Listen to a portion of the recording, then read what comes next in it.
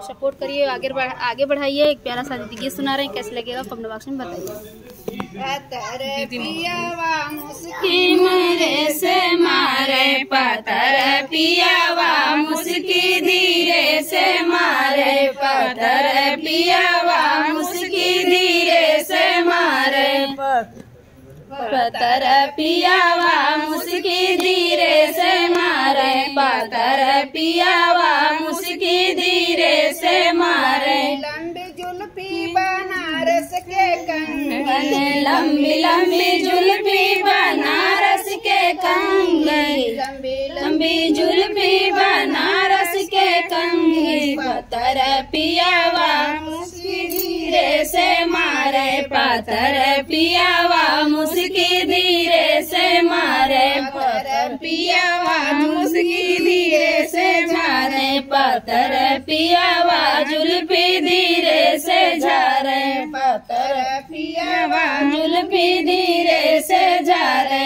पतर पियावा जुल्फी धीरे से झारे। बड़ी बड़ी अखियाँ बनारस के सुरमा, बड़ी बड़ी अखियाँ बनारस के सुरमा, बड़ी बड़ी अखियाँ बनारस के सुरमा, बड़ी बड़ी अखियाँ बनारस के सुरमा, पतर पियावा सुरमा धीरे से आजे, पतर पियावा सुरमा धीरे से आजे, पतर पियावा सुरकी धीरे से मारे, पतर पियावा मुस्की धीरे से मारे, पतर पियावा मुस्की धीरे से मारे, पतर पियावा मुस्की धीरे से मारे, पतर पियावा के तिरछी नजरिया, पतर पियावा के तिरछी नजरिया,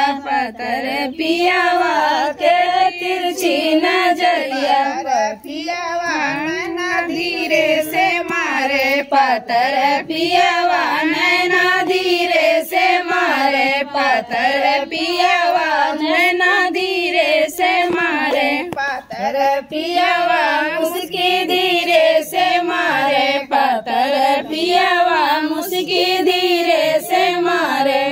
तो फ्रेंड, ये था आज गीत। आप लोगों को कैसे लगा कमेंट बॉक्स बताना। फिर मिलते किसी ने